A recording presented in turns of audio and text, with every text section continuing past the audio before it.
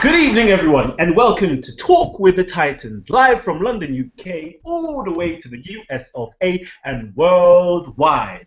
I am your host, Callum L, and this is Talk with the Titans. On tonight's show, we have the brother Jonathan Owens from the Amon-Ra squad. I know you've heard of him already. He's in the February the 8th debate, Kemet on trial, Hebrew Israelites versus the Kemetic science community. Tonight, he has a tantalizing thesis in store for us. It is entitled Nubia, Egypt's mother. And I must ask everybody out there who is watching on the audience or on the panel to please mute your YouTube. Okay? Thank you. So we have Brother Jonathan Owens live in the studios. He's going to give us a breakdown today. Nubia, the birth or the mother of Egypt. Wow. I know he's going to be talking to us about the Magi, the Kushites, the Kush kingdom. He's going to go in. I'm sure he's going to he's going to drop some jewels. I'm hoping he's going to drop some jewels for us. Hebrew Israelites community out there, Kemetic community out there. I hope he's going to drop some jewels for us pertaining to this Kemet versus Israel debate. So, Brother Jonathan, I'm going to welcome you. Hotep, my brother. Greet us. Let us know what's going on. Hotep, Uncle Snub, Watts, how you doing? Yeah, great. Everything cool with you? Hey, it's great. It's the holiday seasons out here. It's a time to be jolly. Family, friends, food, everything. So it's Christmas Day where we are. I know most of us, we don't celebrate Christmas, but over here in the UK, it's that one time of the year where all family members get together and just sit down and actually hold conversations. Usually we're just spread all across, but it's that one time of the year where we actually get to come together as a family. So I'm doing excellent. Well, you know what? Right. We, me coming out of a Christian family, and a lot of us in America coming up from that background have to address these holidays as well. You know what I'm saying? So there's a lot of what they call Christmas spirit in the air for those people who celebrate that. But me, I've been studying and getting ready, prepared for this debate.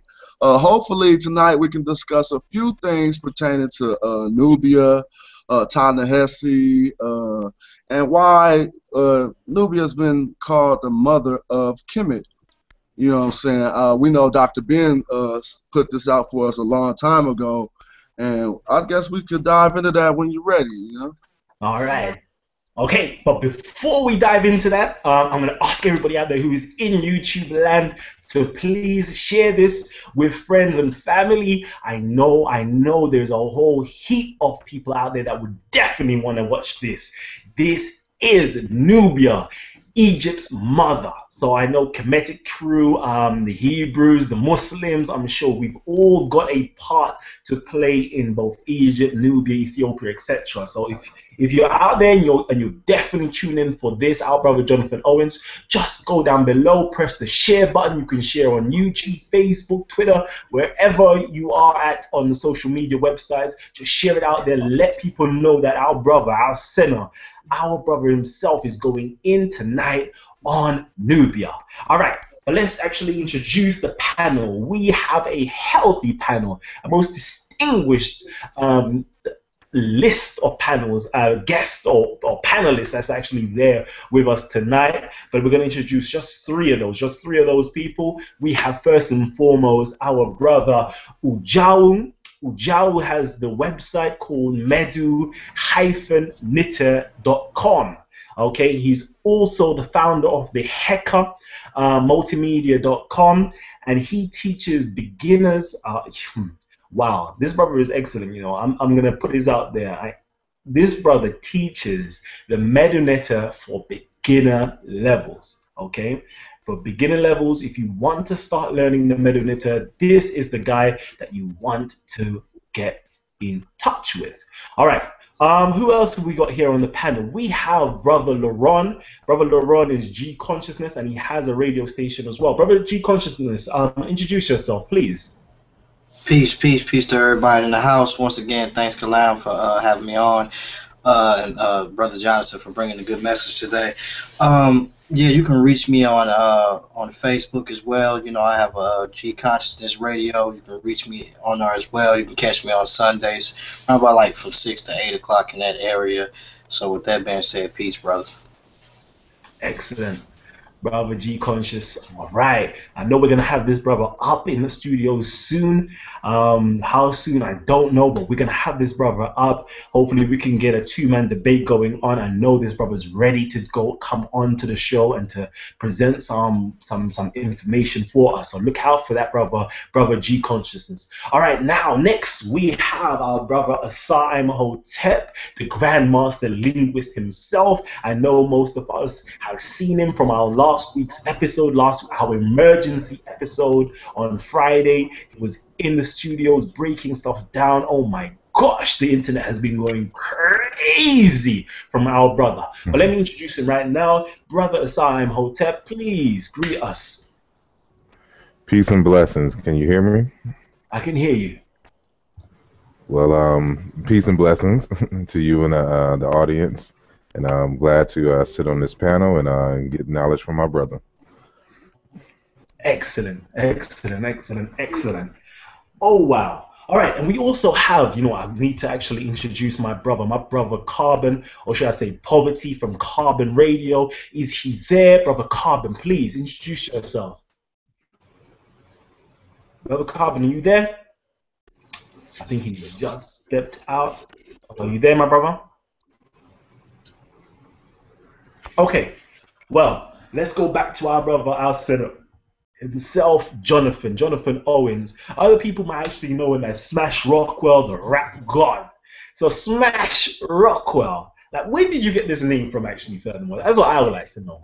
I professionally known as Casual since I got a record deal in, I think, 1993 on Jive Records.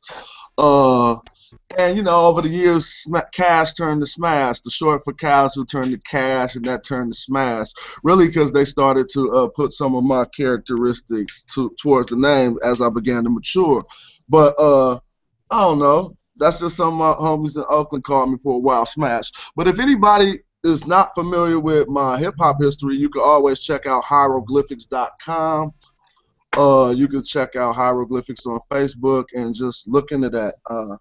I've been doing it. Excellent. So, wow, so you actually had a record deal? Oh yeah, definitely. I had at the time, it was a pretty cool record deal. I mean, what made it particularly cool was because I was from Oakland, California, and if you think back to about 1993, there were not too many contracts for brothers from the West Coast, particularly from Oakland. And so there was a wave that happened with, I forgot who started that wave. And record companies started coming to the West Coast, but I think I got swept up in the same wave that E40, Pool Man, Too Short, and we were all signed to Jive Records. And I think they signed myself as Casual and the Souls of Mischief right after that. So 93, my debut album was called Fear Itself on Jive Records, and that was 1994. Wow, this brother, hey, this is phenomenal. Everybody needs to actually, after this show is finished, please YouTube the hieroglyphics and have a glimpse of our brother Smash Rockwell Casual and the hieroglyphics going in. This brother is multi-talented. But tonight you have something in store for us. You have Nubia in store for us. Egypt's mother, the cradle of civilization. Please, come on, man. Give me something right now. Oh, I got a whole lot for you. Actually, it'll be nice to come behind the good show Brother Sar did last week, because he basically detailed a lot of the how the mythology of what we call Kemet could be primarily based on agriculture, in a sense, and certain type of traditions or early sciences come into coming to a head. And so, you know, I want to break down a lot of things pertaining to that as well. Also touch on, we could, at towards the end, we could discuss the debate we have coming up, Kemet on trial. But people say, you know, why was Nubia the mother of Kemet? And we all know the theory of the majority of people migrating from the south to even populate Kemet at the times that Kemet became prominent and from before. But there are also other aspects to Kemet and some geological aspects. And a lot of this information I know comes from Emory University, just a little, you know, little quick course I did on Nubia. So if people want to join in on that, I think we'll be doing some group lessons on that at Magi Vanguards of Kemet in the Facebook group. But anyway, just going over what we learned about Kemet and its limestone substrate and the flow and the force of the Nile, how Kemet was actually able to become Kemet.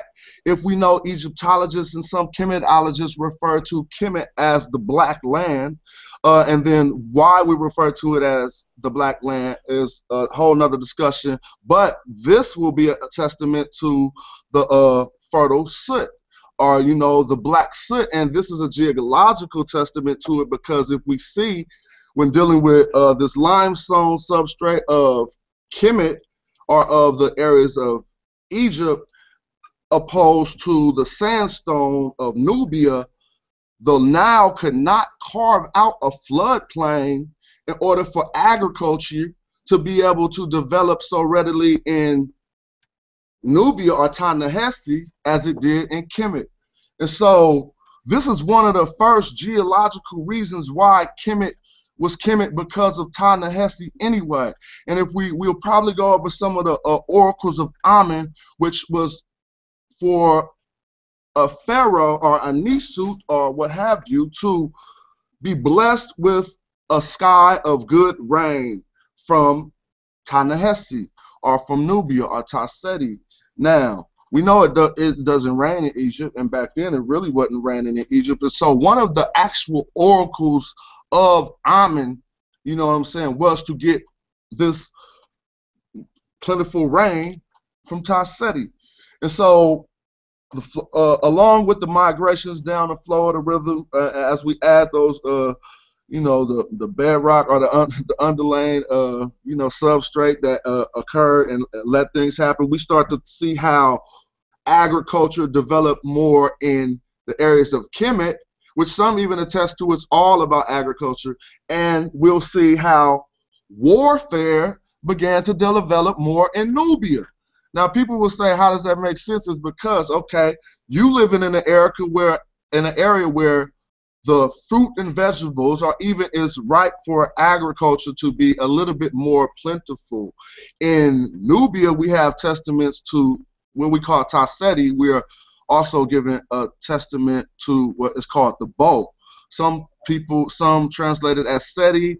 In my work, I find it, and others know it is Pasejet, but when it deals with Ta-Seti, some say it's just based the land of the bow, basically. Now, when we talk about why Ta-Seti, Nubia, or an area of Nubia is the land of the bow, we have to start thinking about how these things I'm pointing out, and primarily because one thing I like to point out is the bow is the first weapon that we know that stored kinetic energy, period. Now all of our weapons store kinetic energy, some of them with computers, some of them with fuel, but the bow stored kinetic energy in its string by you cocking it. As soon as you cock, that was the first thing that ever got cocked, was the bow.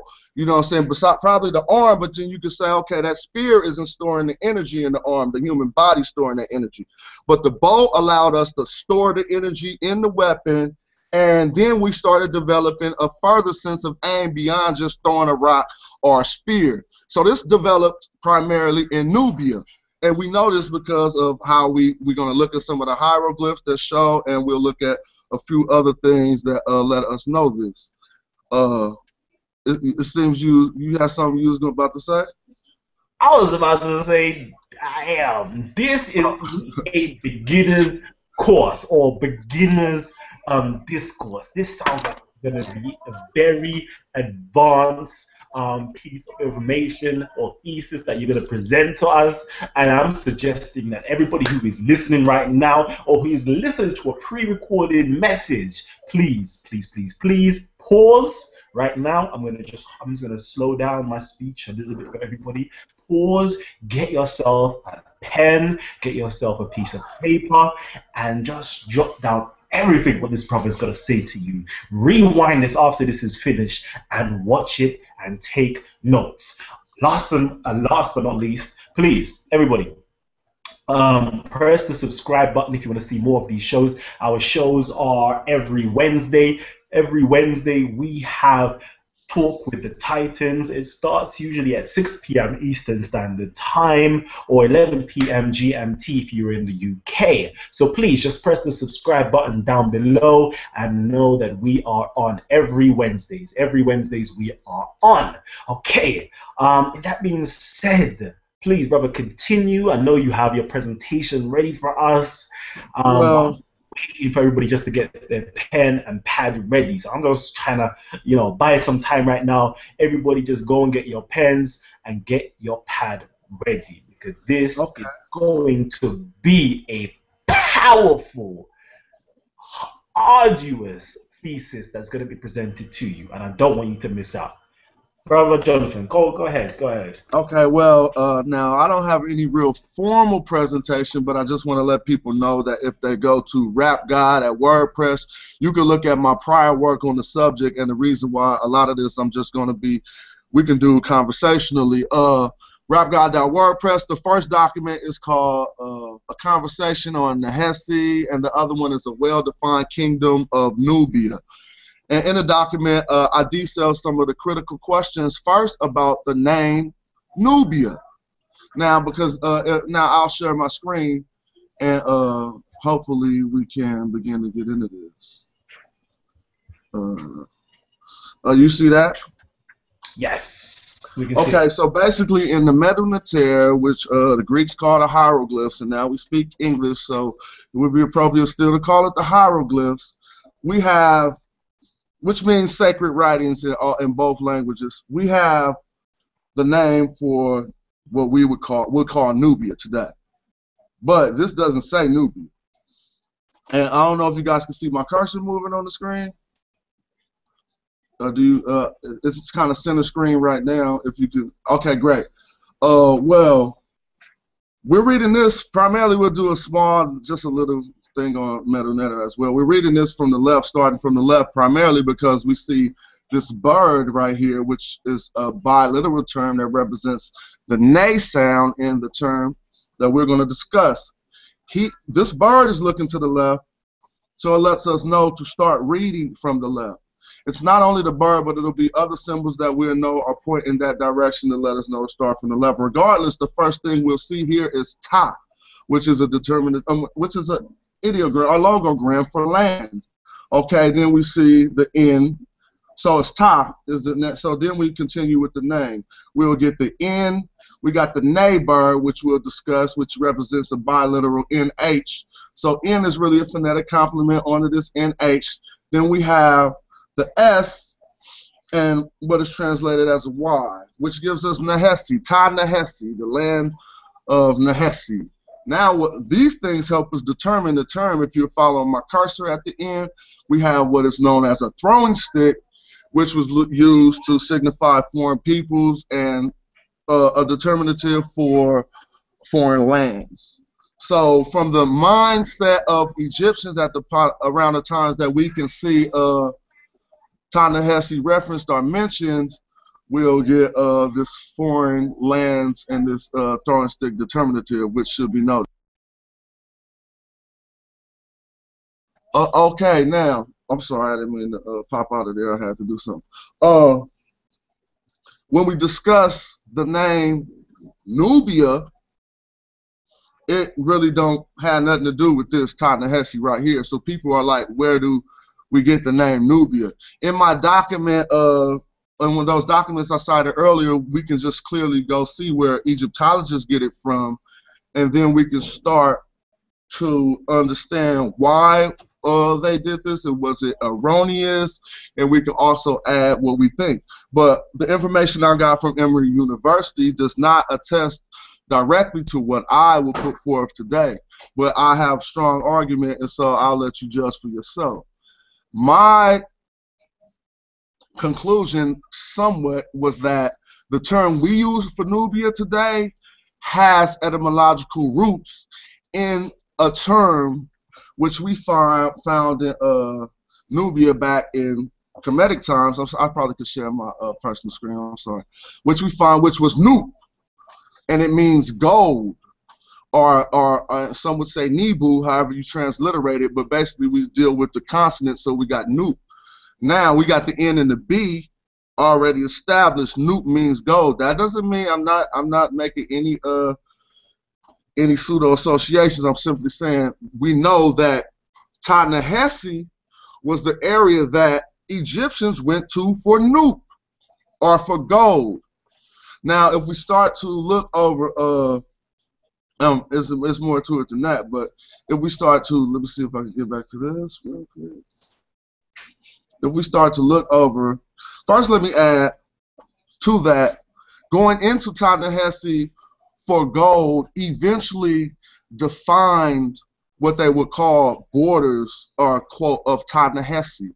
Okay, and this was the primary reason from every inscription I'll bring forth, and most of us will bring forth that one of the main reasons we went into Ta-Nehesi was for gold and to, you know, extract materials.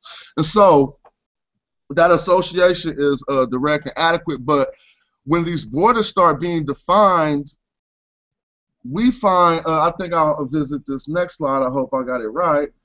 I think Simroset III lays out stelas in a location called Simna. I'm sorry, I thought we was going to the next slide. In a location called Simna, yeah. And on this Simna stela here, we can see clearly defined what is a border of Egypt. And now, I mean, a border of Kemet against the border of Ta-Nehesi. And it instructs Nubians here not to cross this line without no permission. And it wasn't my intent to fully go over it, but we can, because for a sense of the study. If y'all following my cursor, we starting from the left, because if we go back to the way that all the animals are looking, like I noted earlier, you see they all pointed to the left, where other things are pointed to the left too, but we'll get familiar with that. Right here, and it's transliterated for us so we can follow that, but hopefully I could bring forward what some of these words means. Tesh Reshi, right here, we got the southern border. There it is, Tesh Reshi, the southern border from the angle of the Kemetic perspective. And now we got Uri, so we got Tesh Reshi Uri M Hebes 8. I'm sorry for not knowing for the number for 8. Hebes 8 Chor him in Nisut Biti Chakaura Da Inra, and I can read it more accurately, probably from the hieroglyphs. I just want to substantiate this transliteration is accurate. This is from Rutgers University, by the way, if y'all want a source on this. We have Tesh, which is sort of like a border or a line, or Tash, with this S right here, Tash, okay? And then we got like Reshu, or Reshu right here. You see the R and the Su plant, but it's coming out as Reshi. So it's like the southern border. Tash Reshi Uri is to make. So we make in the southern border M Hebes 8 on this day in this regional year. This is when he made the southern border to Nubia, but he's actually stretching the southern border. We come to a term core right here. Core means a lot of things. In this instance, I believe it means a preposition. I know one of my brothers can help me out on this, but I think it's like by or to, by, core, him, which is the priest, in, which is another, Ujahu, do you have something for core right here? It means to be under, or under the care of something. So to be under. Right. So now he did it in this day of the regional year under the him in Nusut Biti, so under the priest of the king, or under the priest of the king of Upper and Lower Egypt. And now we learn about this, which is Kaura. So Kaura is the I guess the throne name of Sin-Roset. But not to turn this into a class on Medu Neter, I just want to show us how we would scrutinize a facsimile, a qualified facsimile of a primary account of the borders of Nubia being there. So let's get it in, because this is a term that we need to learn how to scrutinize, and I've been doing a lot. Oh, I didn't finish. I'm sorry. It says Diank Jet Nehe, which means give life forever and ever. Or something like forever to eternity, or forever and ever, basically. Two, or Tim, this Tim is negation. This right here is negation, so it's like do not. Now we say to not, and then we get Erdi. I call it Erdi. That's a name in one of my Kemetic names. Erdi is to give. My name is Jonathan, and Nathan in Hebrew means to give. They think Yah means, thinks John means Yah, but it also means Ayah in the Kemetic, which we know, but we could get into that too. But right here we got Erdi, which means to give. So it says let not give, so do not give, and two, and we could clearly, I'm skipping something, and if somebody wants to, oh, I got the transliteration right here. So it says Zen. I'm sorry, I wasn't reading the transliteration. Zen. So that's like to pass, and I'm just telling you not from my use vocabulary, but from reading these feet determinatives that'll let me know sin is them pass. Don't let them pass or something. If somebody want to build in on that, you can chime in too. But is everybody with me? I don't know. With you. We're with you, my brother. Hold on. Let me just pause right now and just say that our brother is reading the Medu Neter straight from the facsimile itself. I haven't actually seen this actually done on any of our shows so far, where any brother is reading straight from the language, not from the Hebrew, not from the Greek, not from the Arabic, and certainly not from the Medu Neter. So this is the first. Our brother Jonathan, Rap God himself, casual, is breaking down the hieroglyphs live in front of your face. So if anybody out there even questions or doubts that the Kemetic science community aren't up on their language, do not love where they're coming from, and doesn't understand the language, hasn't even taken the time out to learn the language, know this for now. This brother has taken the time out. Whether it's, if you're coming from a Hebrew perspective, you have to learn 22 Hebraic characters. If you're coming from a Arabic perspective, you have to learn 28 characters. If you're coming from an English perspective or Latin perspective, you have to learn 26 letters. But this brother has put in the work where he had to study so hard that he had to learn over 1,000 hieroglyphic characters. I'm saying over 1,000 because it can go up to even 5,000. But this brother has put the time and effort in to learn this language, learn the morphology, learn the syntax, learn the grammar. Ah, man, I want to know, has anybody else out there gone so deep into the hieroglyphs, gone so deep into the Medu Neter? I want to know. Please leave your comments down below and let me know if you've started on your journey to learn the hieroglyphics, the Medu Neter language. Please let me know. And if you're loving what our brother, our senator himself is doing right now, give us a big thumbs up. Let us know you appreciate the information. So carry on, my brother. Carry on. Break down this knowledge for the whole world to see. Yeah, I want them to know to go to mdu-ntr.com, you know, and a few of people who guide me along my way are right here in the forum, and so that's why I keep making sure certain things that I say are qualified. But if we go down to what they were, or the second row, or register where we were talking about Tim, do not, Erdi, or do not let, and then we get send them, and then we see these feet. So I think that we see the Su. Now, Su right here it has multiple meanings, but I know it's a reference to the South. So I could look into that as somebody. It also could be a pronoun for them too. But right now it's the South, we know, because who comes after that?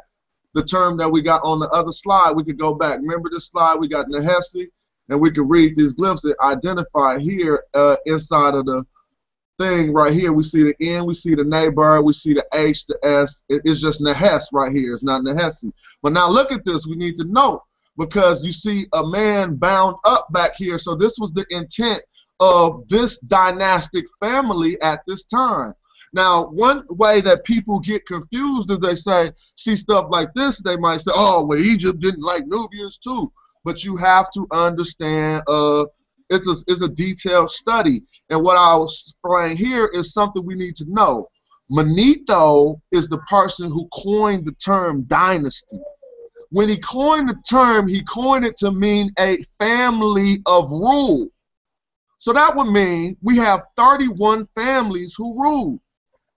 Now, when one dynasty takes over, they did not necessarily have to be related. I mean, they couldn't have been related to the other family, not necessarily by direct rule, else they would have been the same dynasty. So, in the sense of the term of the dynasty of Senroset, you see the third and his fathers, they had scorn against people from Ta-Nehesi. And we can see it clearly indicated right here. You're saying, do not let nobody pass, or no Ta-Nehesi. And this is anybody. This last term right here is Neb. You see Neb down here means any or all. Don't let none of them pass. And right here we see M, another word, Ked, which, and let me see, I see the boat determinative, so I know it has something to do with another way to pass. Oh, it's the south. Ked is another way. You can look up XD, and there's another word that means something like south or southern. There's another way to say southern, but now we see the boat determinatives and let us know don't let them come south by boat either, or something like that. And then we got Ren. Oh, I said Ren, but this doesn't show Ren down here, so what's going on? I know other people read this Medu Netter, but why doesn't this say Ren right here? And that, well, this is their transliteration, and I'm giving you my reading. So, see, sometimes this even illustrates why we have differences between some Egyptologists and what we actually do to work ourselves. To me, this says RN, so that is to, or either it could be the preposition to or by, or it could be the word Ren, or it could be Rim, but right here I'm showing a discrepancy in their translation of the facsimile. Regardless, we can proceed to the M. I mean, that'll just be a term I would look up in my studies. Wait a minute. Hey, what do you see? That's that R is a comparative to say not by water or and then by something else. So okay, it means or. It's like the same. Okay. But I wonder why they left it out in the transliteration. That's kind of weird. Oh, they used it as a they put it only as a complement to the M, I guess, right? You see what I mean? I don't know. There may be an error on the in the document itself, but the glyphs would show that it's a or. Well, just to qualify the work we're doing, this document is from RutgersUniversity.com, their Egyptology section, and we can see how our own knowledge of the hieroglyphs would let us even notice discrepancies in Egyptologists' work. But we can carry on. I think what my brother told me right there was qualified because it makes perfect sense. Now we have her, and they say Heret, and then they have M. Kai, and I'm not familiar with the ending of this, but what I was intended on stressing was that it says, do not let any Ta-Nehesi pass, basically this line. So, in a sense of the term, and I don't want to just end without defining Heret M. Kai, but let's just keep it clear. When you're learning or studying a language, we have to know that you may not know every sense or term of the language, so we have what are dictionaries and things we refer to. In order to not slow up this dialogue, we'll leave it at, if I want to break the words down, I'll tell you hor means upon or on top or aware, and they just feminized it right here and then put that determinative. M is a preposition, and Kat with something to do with travel with this boat. Kai, I'm sorry, with travel with this boat.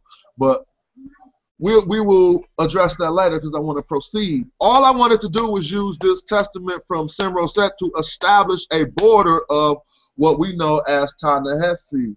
And let's see what else we got here. Now this is something I also been going over with my people. This was left to us by Taharka.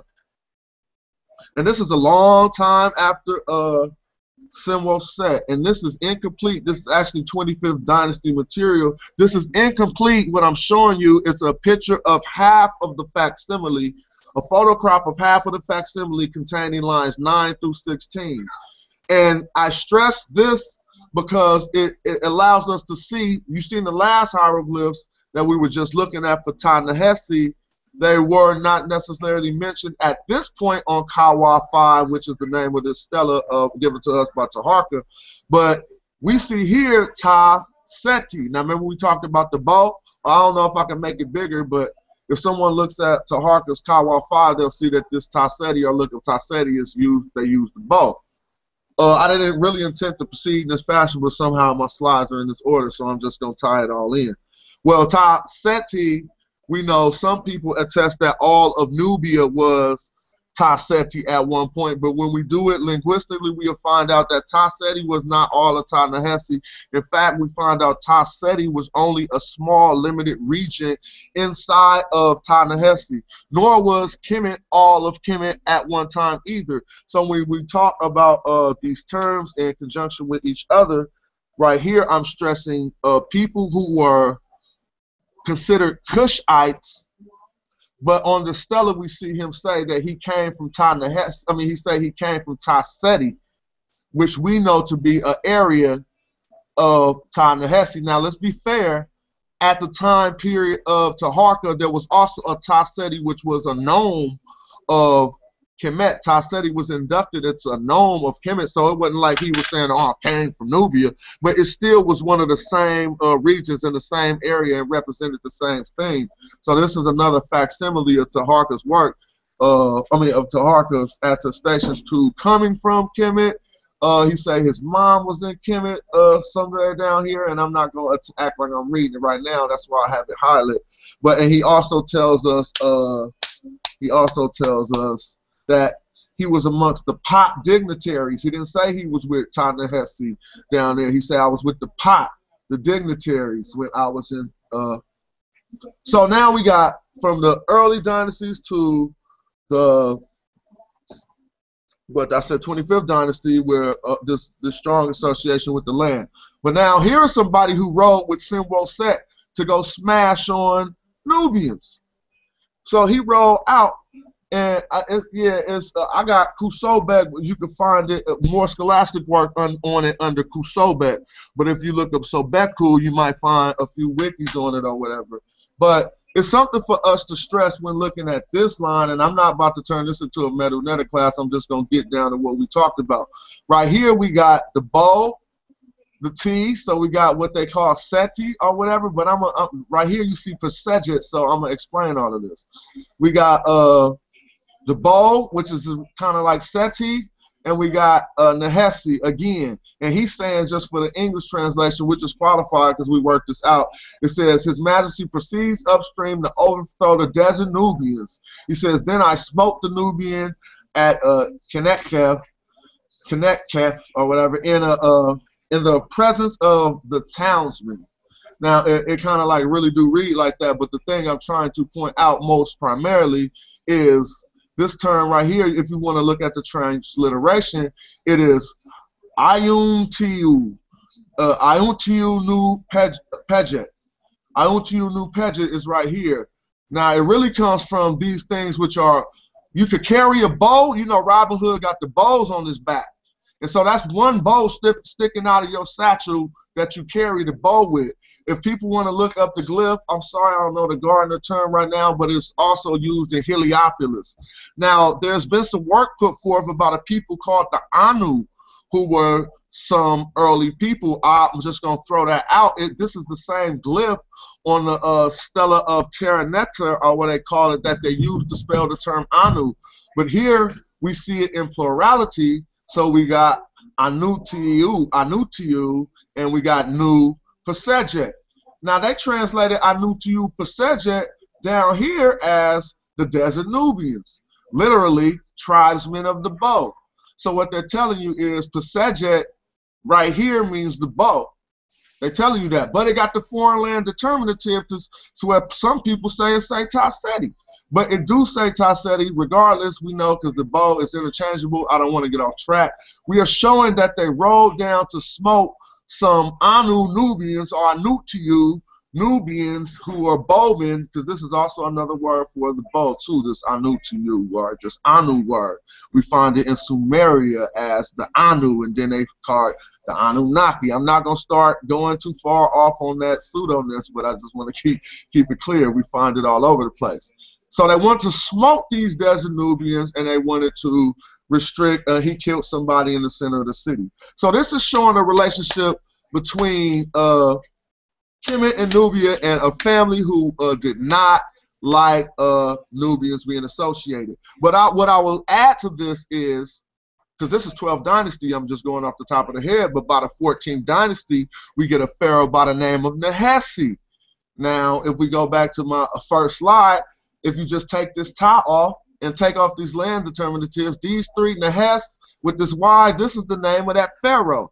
So we already know it is I wouldn't put too strongly that it's ethnonymic, but it may be kind of like, I don't know what the type of a name of a person that also indicates the land, toponymic or something like that, name for the pharaoh of the 14th dynasty, Nehesi.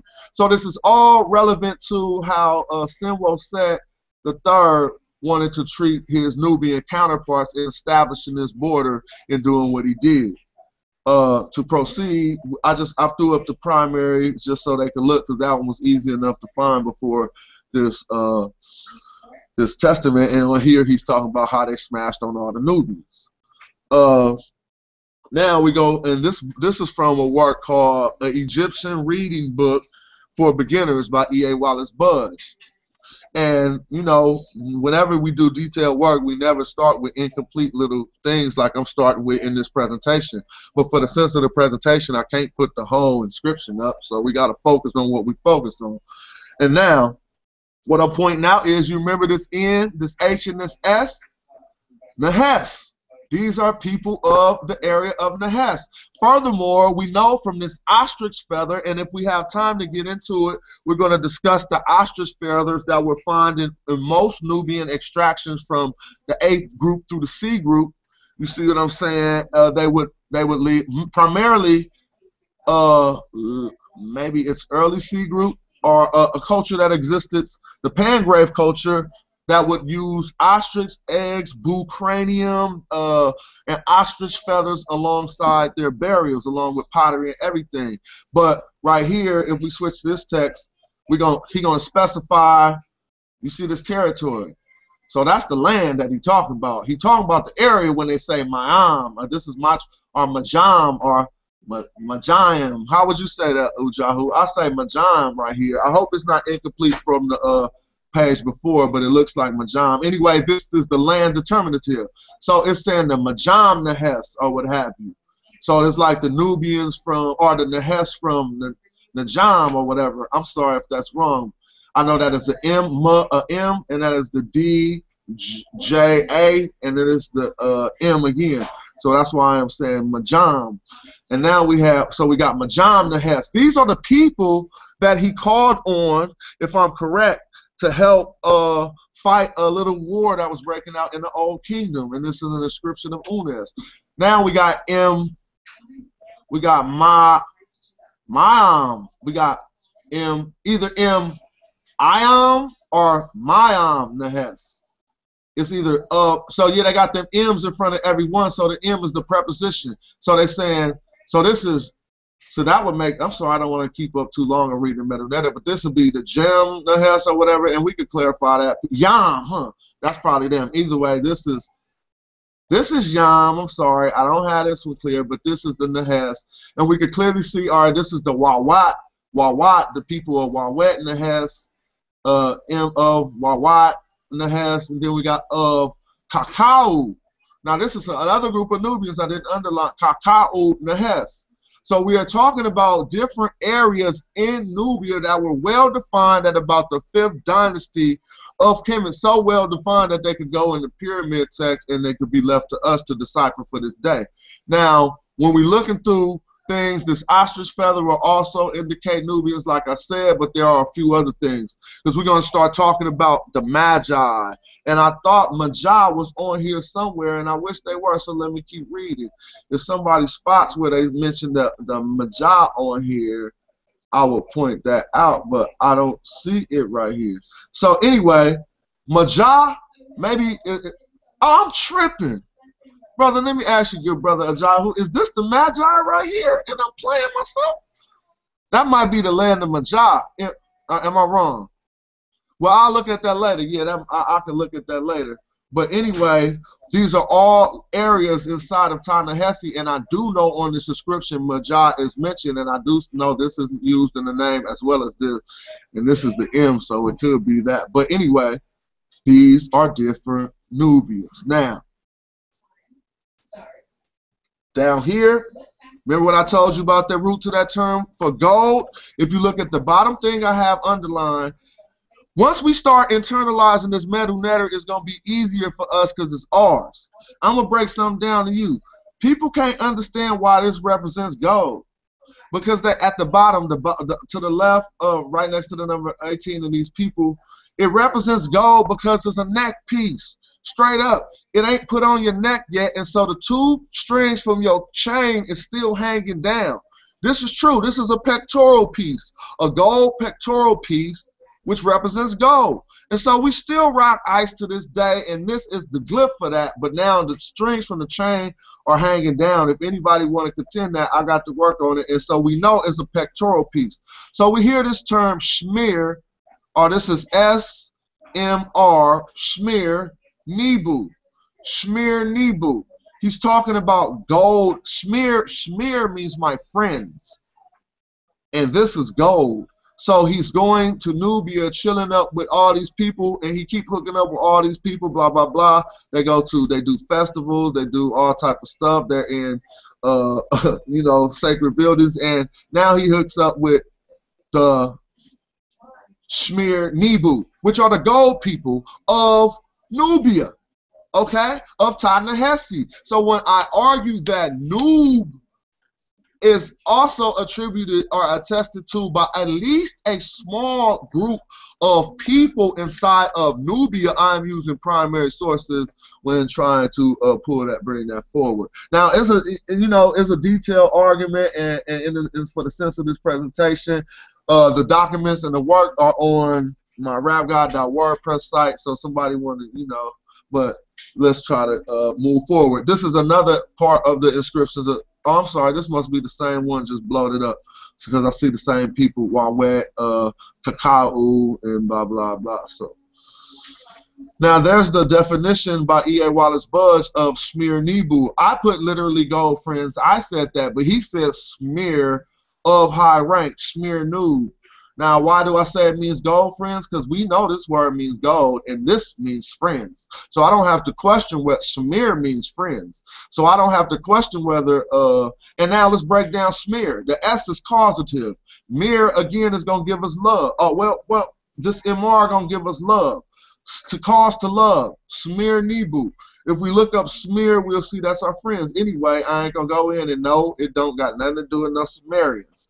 But anyway, Shmir Nebu, our gold friends. So let's carry on. Now, I threw this up here just on the last minute thing because I told somebody I was going to show my people where we were saying praise the Lord in Kemet just because I was reading some glyphs and I found it. And I mean, I know we find it all the time, all over the place, but the same thing I'm looking over is relevant to exactly what we're talking about. Because with this one reproduction by Lepsis of Merin Ptah inscription, we can see clearly that 4 things is dispelled in knowing how to read, like 4 lines of Medu Netter. And the information we got is so plentiful, I don't have to sit back and hoard nothing. Like I said, if you want to translate my name through the Hebrew, you're going to get given by Yah, given by God. So I want my Hebrew brothers to take anything I give them as if it was given by God. What I'll do at the debate is show them that the Bible says Medu Netter all in it. Okay? But what I'm going to do right here is try to work through this to keep on track about Nubia.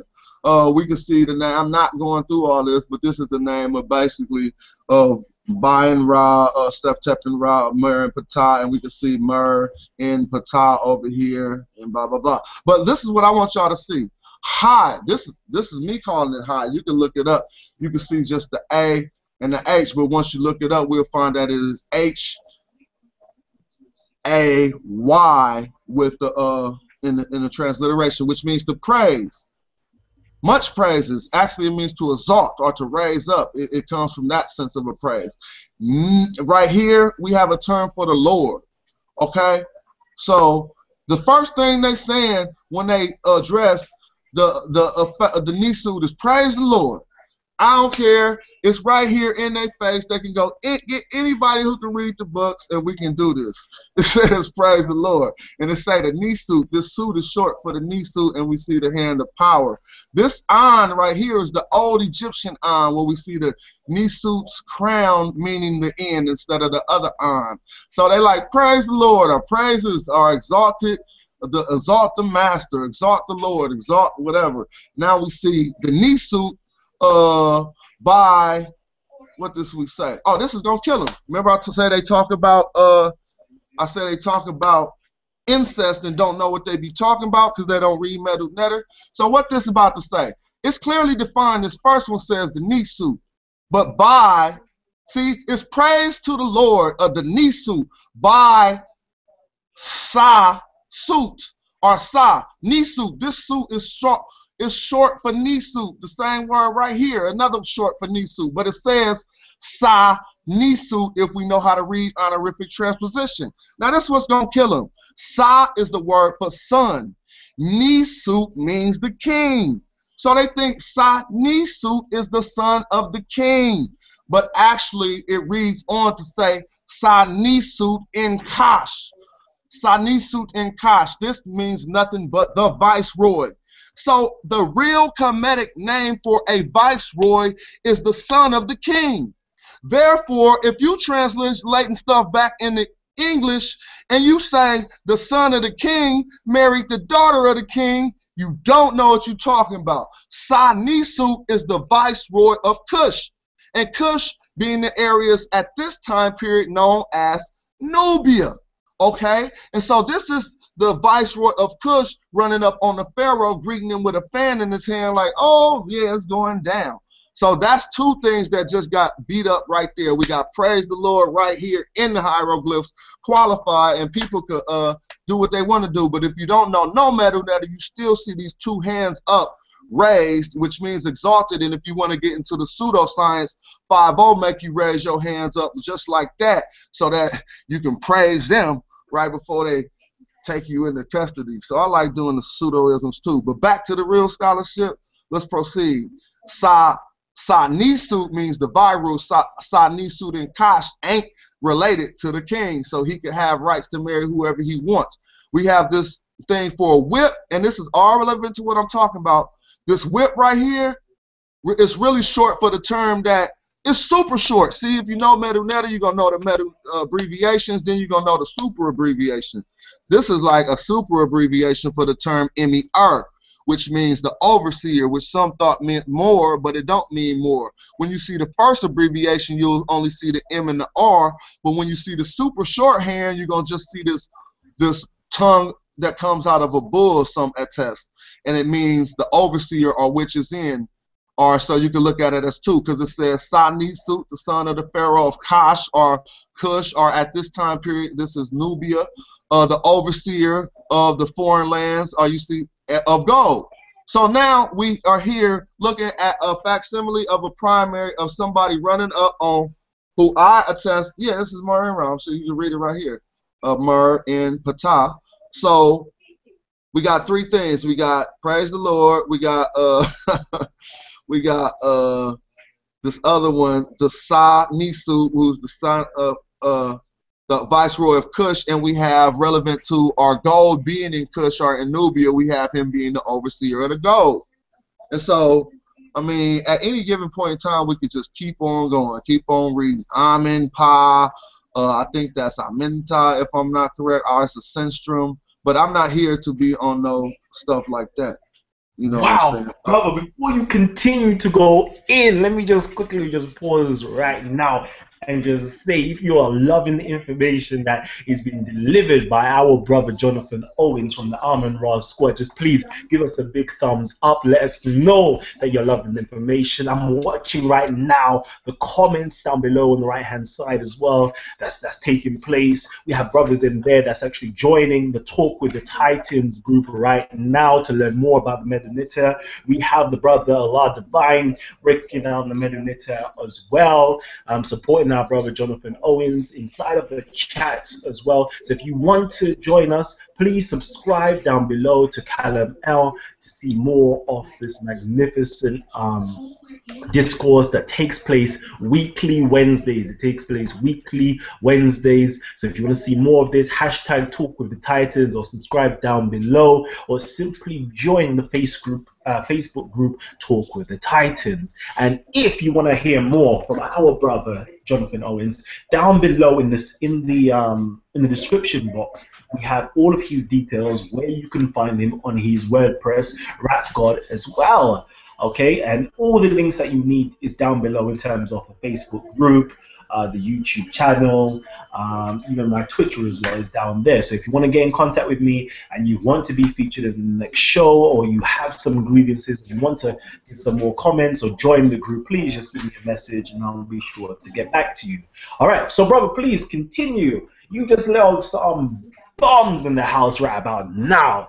You just dispel the myth about the Egyptians having incest, marrying the sons of the daughters, etc., showing that these are actually talking about viceroys. These were terms of endearment that the Egyptians or the pharaonic society used for not necessarily their next of kin, but their next of kin in terms of spiritual workload or physical workload, that they have deputized that person to become their son, in a sense. So this is powerful information that you're letting loose. You're also showing us in the Medu itself, if you can't even read the words, you can read the pictures. You can see the arms exalted in a position of praise, Yah, or ha, or yeah, give him praise all day long. So you know what, yeah, continue breaking down the Medu, because this right here is what the people need. This is so far. There is so many people actually trying to get into the chat room right now. There's so many people that's watching on YouTube.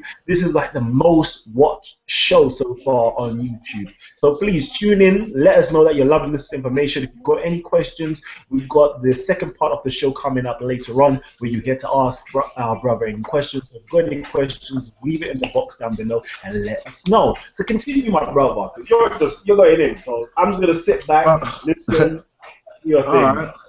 All right, well, I put this up here to illustrate a few things. I just threw this stuff together from a collection of pictures I had like almost an hour before we discussed, so it might be short-winded, but this is a digital presentation, and online anybody can pull up right now E.A. Wallace Budge Egyptian Reading Book for Beginners. Now, just since we are pushing forward this scholarship, I need to let you know how to look up a source in this new digital age that academia hasn't defined. Once you got it in your Google, simply pop in the word Negro Land. Once you got the book, it is going to take you right to what we're about to discuss. This is a major discrepancy concerning these terms. Now, we see here E.A. Wallace Budge defined Nehes as Negro land and Nehes as Negroes. But this opens up a big jar of worms, primarily because all of the tribes of Africa in and about the times these inscriptions were left primarily were Negroes. This is from how they classify people. If they want to put it into their pseudo-race science, you cannot take any tribe or group that these people associated with and say they were not exactly the same thing. So then this will be an inaccurate definition for Nehes, calling it Negro land. But in their pseudoscience, what they're trying to say is sub-Saharan African. I don't know if that term was necessarily used at the time of E.A. Wallace Budge, and so in a sense of being fair, he used what they would use in his time period to still say that this was the black area. Now, the discrepancy is They're using this to act like other areas were not black areas, if you see what I mean. And so throughout all of the literature, all the way up to Stuart Tyson Smith, who wrote the book Wretched Kush, which was used by Dr. Wesley Muhammad, which I dismantled thoroughly in some work I put up a few years ago, which will always also be refined and edited in my book Magi, a handbook for the conscious community. That work goes through so much hate literature all the way till it gets back to the conscious community, and now we have people superimposing the concept that Egyptians had this big old hate for Nubians. So we can get to the root of what they thought Nahess meant. When dealing with the bow, this is from Alan Gardner's work, and some of the things I put forth is that I spoke about earlier. We see the term here, aunets for the bow. But primarily we got a bow, which is Pasejet, or I keep putting the S in there. Pejet. I keep putting the S because that's a different term. Pejet. Pejet is the bow. Yeah. Pasejet is the Enid, so I apologize. Pejet is the bow. And if you look up these determinatives, we'll know that it's the bow, and it indicated to them, they saying right here, a troop or a foreign people. Pejet. So now we just clearly talking about Egypt from, Nubians from the, dang, what happened? I thought I put more stuff up here to look at than this, but it's cool. Oh yeah, we're talking about Nubians from a Egyptian perspective in a lot of these primaries. But if we have time, I don't know how much time we have, I would like to dig into some of the perspective of the Nubian, or how we seen things developing first in Nubia. I have a photo on my Facebook page of an illustration I found online called The Last Magi. And it's not the most accurate depiction, but I know enough to know it wasn't that far off. But I was challenged about the depiction of a Magi because it was all wrapped up in some garb that wasn't traditionally Magi garb, and also he had a sword in his hand. And so the conversation proceeded that if for some reason people don't think we had iron in Kemet. People think it was all bows and arrows and spears for some reason, but actually the term that they will want to scrutinize is called Kapresh. Kapresh is the name for the scimitar from the Kemetic perspective. It's also the name for a good cut of meat. So you can see how these terms relate. Kapresh. It also the term for the blue war crown of Tutankhamun. Oh, I said Tutankhamun of all these suits, you know what I'm saying? The blue war crown is called the Kapresh. You know what I'm saying? And so now we see how this sickle or whatever would develop, or the scimitar developed in Nubia before it developed in Kemet. And why did this happen? Because we don't find as many ancient, I don't know, what are they, soot? I forgot what they're called. These pits for molding iron. As the main iron center of ancient times along the Nile was Meroe. Meroe, called Meroe by certain people, Meroe. All right. All of the iron smelting we would try. This was one of their biggest trade things, and we find smelting pits going back between 2000 to 1500 BC. So that's saying if we know for a fact that the Magi are the defenders of Egypt, who came from the area of Madjai in Ta-Nehesi originally, if we know that they were defenders of Kemet, then we would also know that they would bring some of the, now I don't want to start confusing people because Meroe is a lot deeper further down into what we would call areas of Kush past the Second Cataract, if I'm correct, but still we want to we want to emphasize all of the things that I was giving out. I just got clogged up by a few thoughts, so I don't know. I want to see, Kalam, if you're there where we're at, so I can know how much longer I got to present. I could talk on this topic for a long time. All right, all right. Our brother has got some science right now. I see people in the chat room are going, wow, they want to ask you questions. They want to move to the second part of the show where they actually get to ask you some questions and give you some comments. So it's up to you whether you want to go on a little bit longer or you just want to just delve into these questions right Now I now. can wrap it. I'm gonna wrap it up in this last little final piece, and we can discuss how it comes to fruition to today, or brings my organization together, which is the Magi. We discussed how weapon warfare developed in the areas of Nubia. We discussed the geological aspects that made Kemet, even Kemet came from the reign of Seti. All right, and so it's all clear. And we also discussed many things, but we didn't discuss the exploitation of these things that happened in later times, meaning that since Nubians had developed such a skill with the bow by being hunters and gatherers for such a long time, each Kemites, the Remech or Reketi or whatever you want to call it, just people of Egypt who desired, or prominent people of Egypt who desired protection, called on Nubians. They called on the Magi. Okay, and the Magi would appear in the annals of Kemet on many primary attestations as the vanguards of Kemet, the ones who protected and defended Kemet's borders, or Kemets or Kemet, whatever you want to call it. I'm using Egyptology speak for the sense of the discussion, so I keep saying Kemet.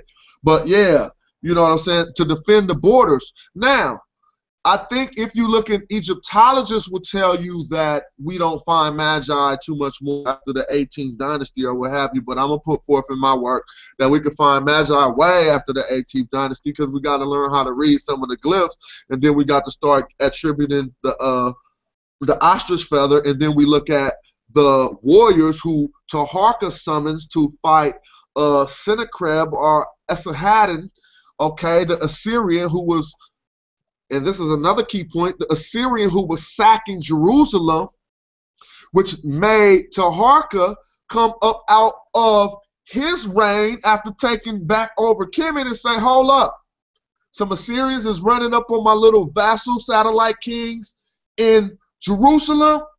I can't have that. So what he did was called on the matter of fact, I want to share this. I can share. Oh, dang, I just closed it. He called on the Magi, and I can prove that because we read these inscriptions basically on Sennacherib's. I think it's Sennacherib's prism where we'll read the story. But I think a later war, maybe it was Esarhaddon. Yeah, I know this. I wish I could look at my work, but I just closed the link by accident. I don't want to clog this up too much. But it's on my documents about Nubia.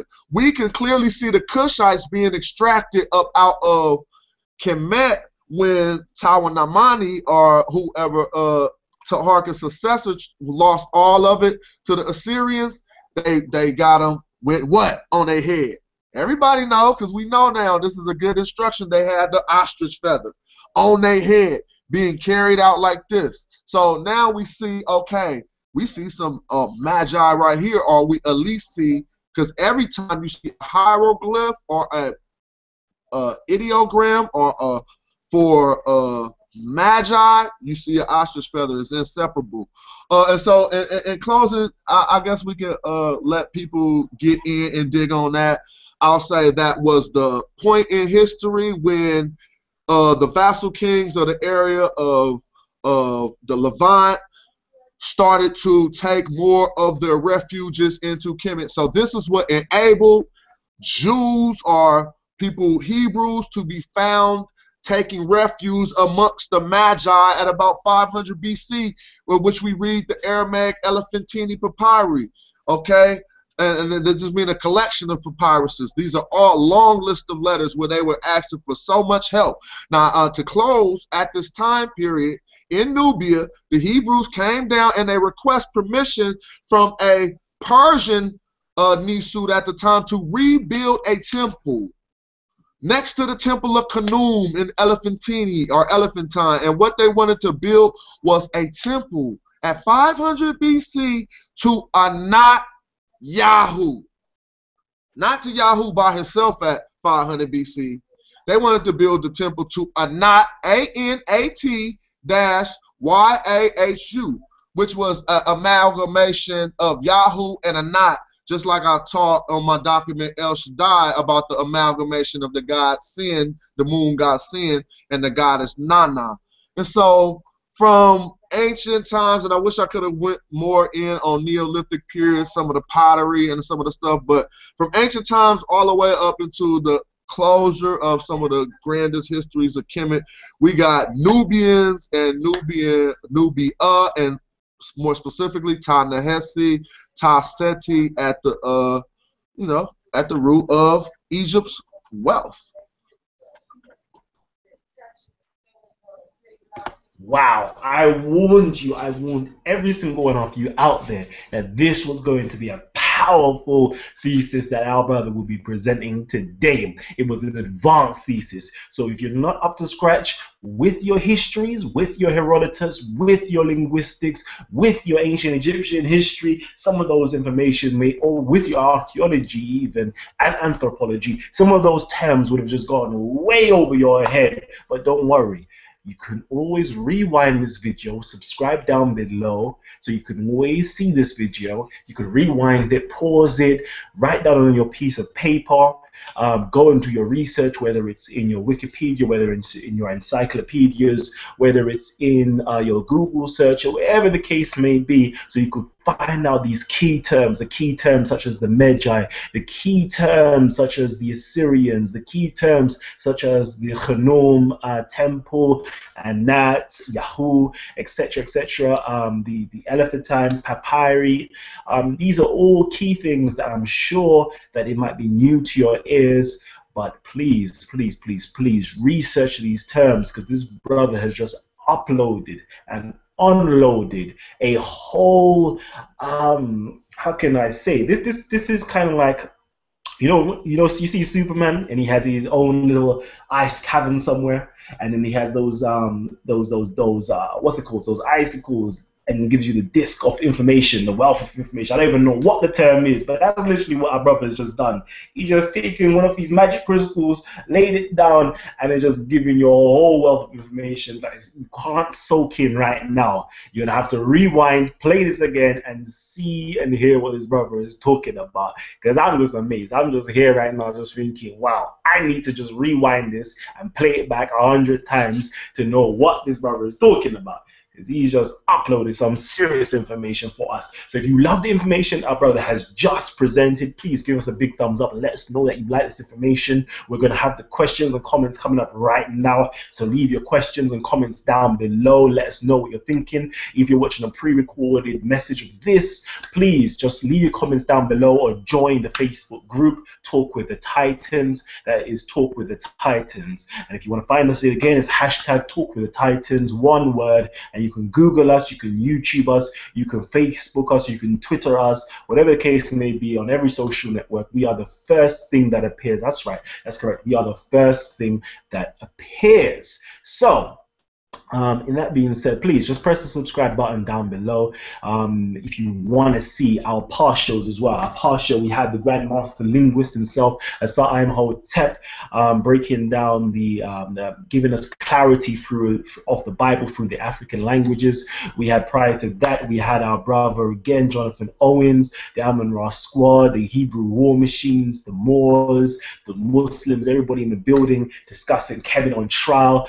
Prior to that, we had brothers like Divine Prospect, Dr. Ali Muhammad, Israel Daughtry going against Shaka Atmos. So if you want to see these titans, please just press the subscribe button down below. We're going to have our brother Sankofa coming up in the new year. We're going to also have our brother Polite coming to the show in the new year as well. We're going to have the Hebrew War Machines. We're going to have people like Zion Lex coming in. Our brother Nasi, well, I don't even know why I haven't even shouted our brother Nasi yet. Our brother Nazi Yashavel, know that name, Nazi Yashabel, the guy who gave the biggest upset, the underdog of the tournament, gave the biggest upset to our brother Sarasu and Seti. He's been supporting us. He's been avidly watching these discourses. He loves what we're doing, and he has our full backing. So I have to shout out my brother for giving us the support. We love that.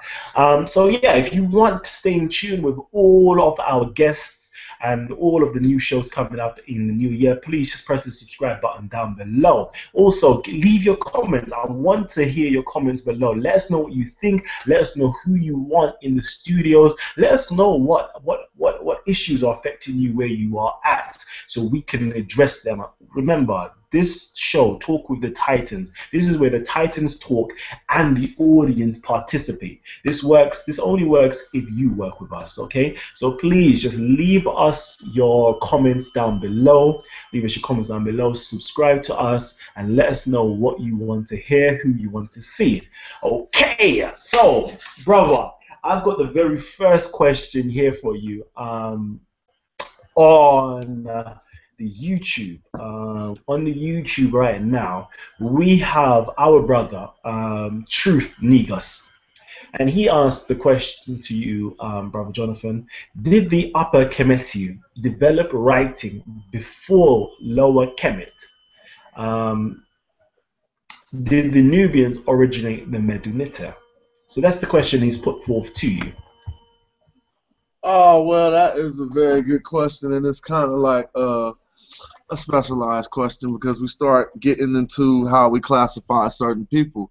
If you want to look at proto-dynastic inscriptions, which would be before Old Kingdom inscriptions, we'll find them primarily in the areas of Upper Egypt, almost Lower Nubia, if you know what I'm saying, areas around Kom Ombo.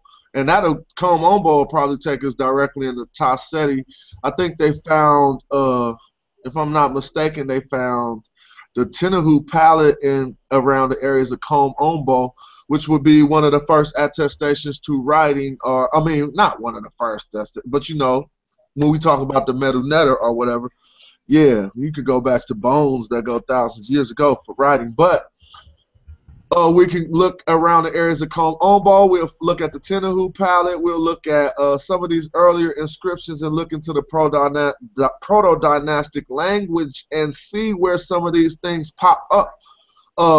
And I would not say that Nubians created the Medu because they were not such a divided people at that time. The only, well, tribes were tribes, we know that, but the unification of Egypt is kind of exaggerated into an extent to like it was two different people unifying. It was just a unification amongst maybe a collection of the same people who rolled by different tribes. So to say Nubians started it would be kind of like pseudo for me to say. They were all kind of like just the precursors to both what we call Nubians and Egyptians, I guess.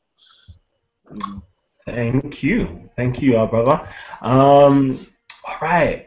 So now we have in our in-house panelists, we have our brother Laurent G Conscious. He has a question for you as well. So brother G Consciousness, please unmute your mic and ask your question pertaining to discourse. Peace, brothers and sisters. All right. One of the questions I have is, you know, we have, like, for instance, today we have what you call trade. One of the things is America is built on is outside trade, outside things that we use in order to build America. Now, my question is this: in the fourth millennium, during the Nakata 1 and Nakata 2 period, do we see in the Nakata 2 period Mesopotamia influence on Kemet, Upper Egypt? Mm-hmm. Okay, good question.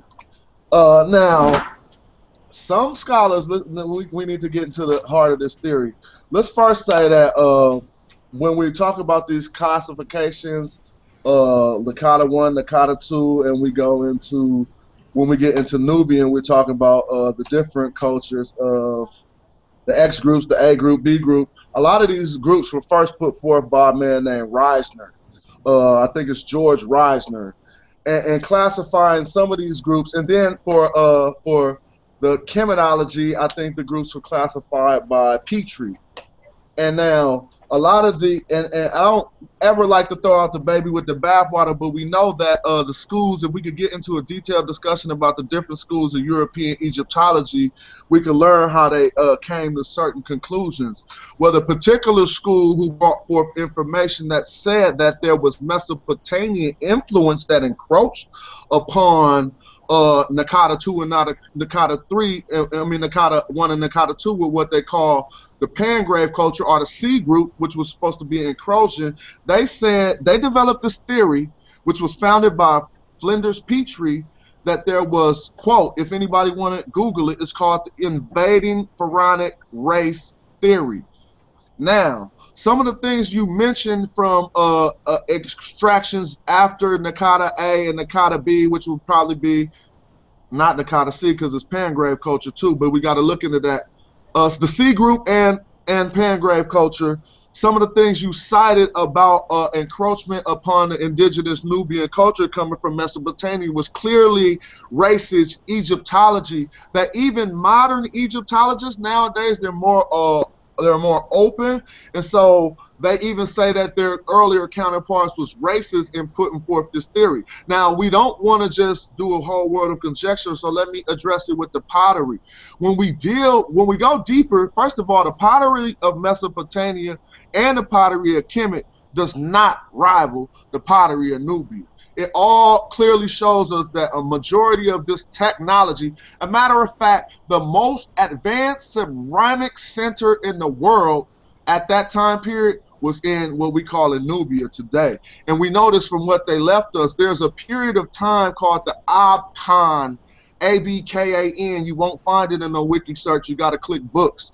Abkan Neolithic is a time period when we start seeing what some attest to is another encroachment upon Nubian society. But what we learn is that because Neolithic go back almost 10,000 BC, and when we start talking about these time periods, we get to learn about some of the changes that happened to the Nubian pottery of these areas. Now, I'll close out real quick. What we learned is that the Sahara was fertile at the beginning of these Neolithic periods, and what we see is they used fish skeletons from ponds and lakes in the Sahara in order to make a new design on pottery we find in Nubia or Ta-Nehisi. And this that's pottery not what is I called, asked you, Jonathan. That's not what I asked you. I answered that question a long time ago. I'm talking about the influence of Mesopotamia. For instance, you're talking about pottery. For instance, I'm talking about... No, you're going to bring up the same question, my brother. Let me just say, I thought I addressed that when I said that theory came from Flinders Petrie. Did that not address it when I said the invading pharaonic race theory came from Flinders Petrie? Thank you. Sorry, we have to mute out his mic. We can't have the back and forth. That takes place at the latter part of the show. That's usually not aired. Tonight, I don't know if we will air that part because we are reaching the close of the show. Literally, we've only got a few more minutes left. So in that being said, let me actually just go back over to the YouTube as well. We have our brother Black Falcon 702, and he's left a very nice comment here for our brother Jonathan. He says, Brother Jonathan is a master teacher. We are very grateful to have him doing this work. Hotep from Wali Akhtab. So that's our brother Wali Akhtab from Black Falcon 702. He says, Brother Jonathan, you are a master teacher. And I have to co-sign that and say indeed. Respect. That's respect. Appreciate it. Much appreciated. All right. We have our brother Alvin. Our brother Alvin has a question for you as well. So I'm going to open up for brother Alvin. Go ahead. Hey, how you doing? Yo, what's up, bro? I agree with just about 97% of what you've been talking about. Great. That's good. The only thing I would question is when you talk about praising the Lord, I would think that would be a common thing amongst anybody like praising an authority figure, whether it be a king or a prince or anything or a god. So I don't know if I would say the Bible got it from that passage that you translated, but I would think it would be more of a general thing of exalting an authority figure. Yeah, you're right. You're actually 100% correct. And you know, I got a debate coming up, and I'm a witty person, so I got curveballs to throw people off, and I got all kind of stuff. They can sit there and study that if they want to, but that ain't no place close to nothing I'm willing to present. But actually, the scholarship is sound. It does say to praise the Lord, but yeah, you know, I'm not the one who's going to sit here and argue that. Honestly, being a Magi, that's not necessarily my take. I mean, I'm not the one who put forth. I got information on the Bible being plagiarized from Kemet, but that ain't my argument. And so I seen a relationship between Hebrews and the people of Ta-Nehisi that a lot was not so conflicting. You know what I'm saying? Okay, thank you, thank you. So if you have any questions out there, please leave your questions. If you're watching it right now live, leave questions on the right-hand side over there, and let us know what you have to say to our brother. Even if you have comments to give our brother, please let him know. If you're watching a pre-recorded version of the show, just leave your comments down below. Definitely, you know, reply to your comments, or actually just add us Talk with the Titans on Facebook as well, where you can actually speak live with the Titans. We have on there, we have our brother Siam Hotep on there, we have our brother Divine Prospect on there, we have Zion Lex, we have Imam Bashir, we have Dr. Ali Muhammad, we have Palai, we have a whole list of Titans, Israel Doctrine on there as well. So we have a whole list of Titans on there. So if you want to get into contact with us and you want to leave your message or give us some questions, give us some difficult questions, please. I want some hard questions. Just join the group, Talk with the Titans, and let us know. Also, please remember we have our weekly Wednesday shows. That takes place at 6 p.m. Eastern Standard Time, or if you're in the UK, it's at 11 p.m. So I'm inviting any questions out there to our brothers. I've got brother Asar Hotep, who's being quite vocal in our private chat section at the moment. So I would like to know, does brother Asar Hotep have any comments actually to say, or any questions to give our brother Jonathan before we close up in the next few minutes? Peace and blessings. No, I'm just acting silly in the chat room, but I actually missed most of his presentation. Had to step out for a bit, and so I really have nothing. I have to go back and review, but I know he held it down, so I'm not worried. But yeah, y'all continue. All right, and okay, we also have here again on the YouTube our brother Divine Allah. He's just leaving us some nice messages. He said, Iker, or Aker, excellent work, brother Jonathan. Good presentation so far, casual. So yeah, please just keep in contact. Let us know whatever comments that you want us to read out. Let us know.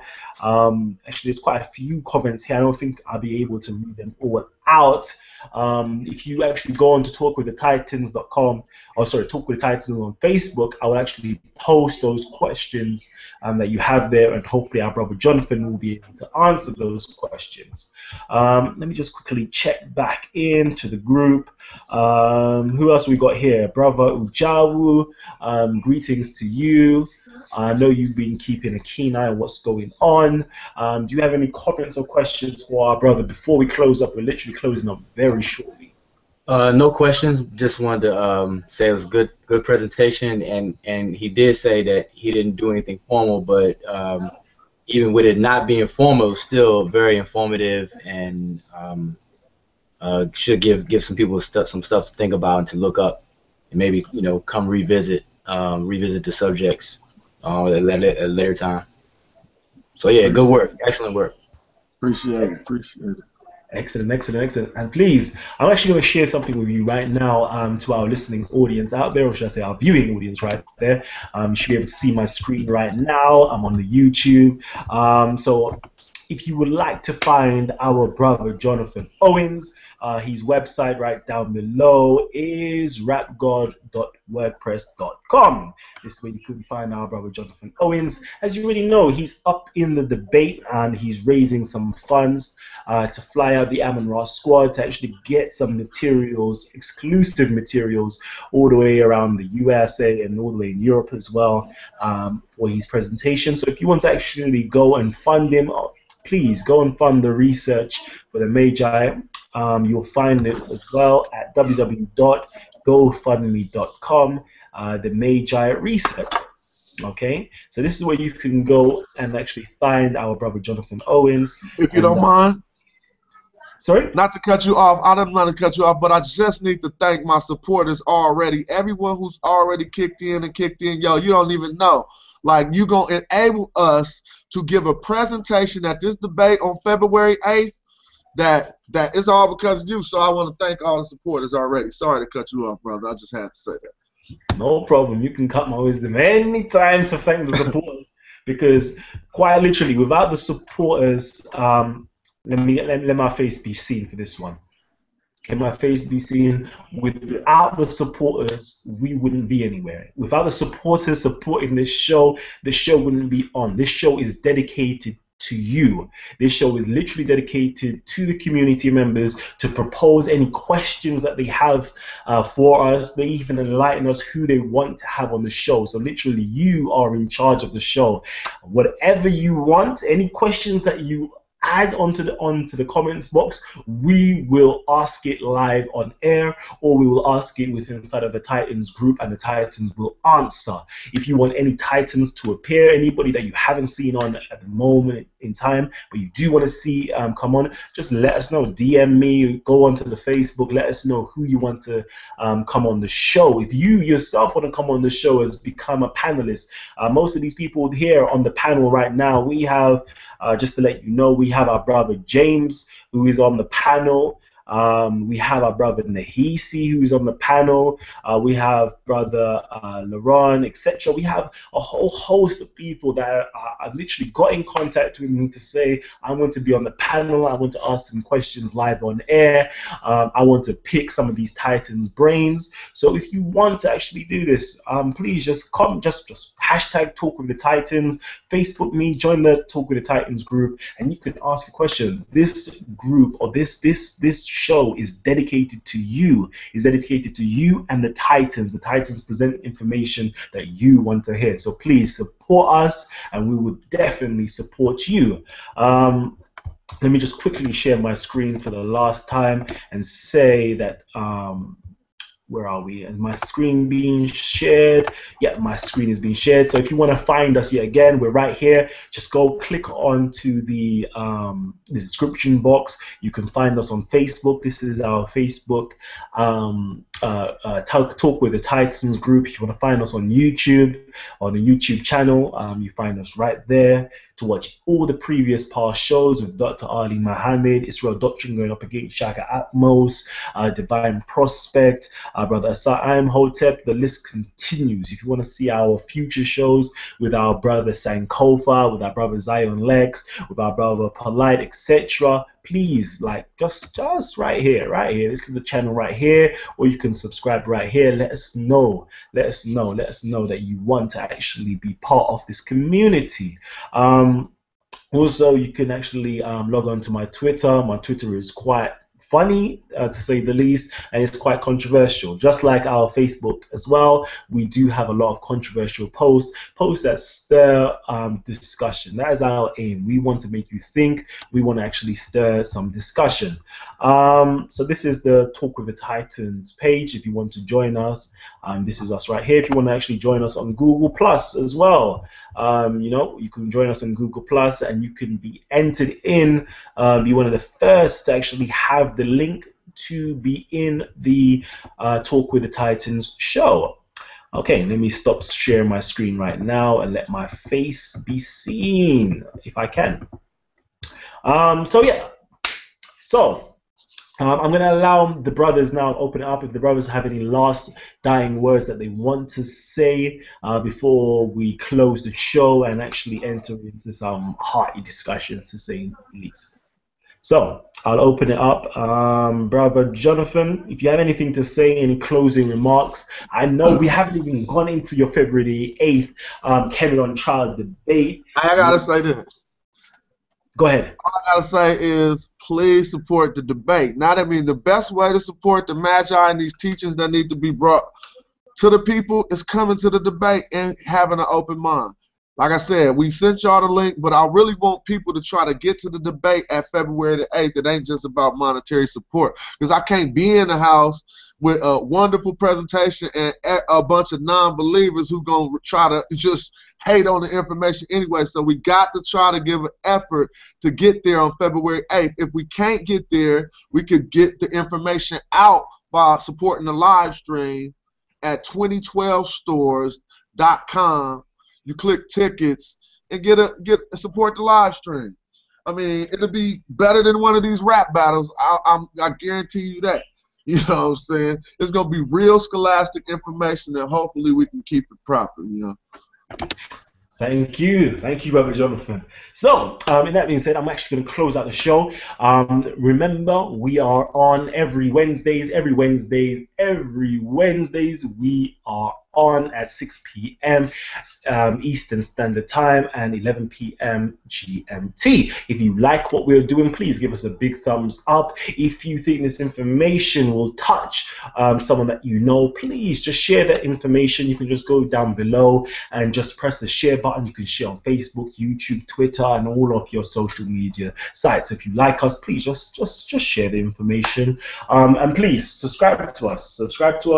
To keep up to date with the ongoings of the February the 8th debate, the Kemet on trial, Hebrew Israelites versus the Kemetic science community. So if you want to keep up to date with that, we have a playlist down below as well on my channel, that if you want to keep up to date with all of the rebuttals that's going on, you have Polite giving the rebuttals to the Hebrew Israelites giving the rebuttals to the Kemetic community. You had Guerrilla Hebrew on the other day going ham on Shaka Atmos and Brother Reggie. So this is going to continue. There's going to be a big struggle that's going on. That's that Horus versus Set struggle. That's that Cain and Abel struggle that's going on. Our brothers are just fighting, warring with each other. But at the end of the day, it is all love.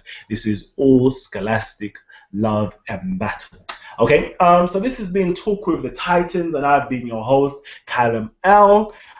This is where the Titans get to talk, and the audience always get to participate. So thank you for tuning in with us, and I will see you in the next show. Thank you.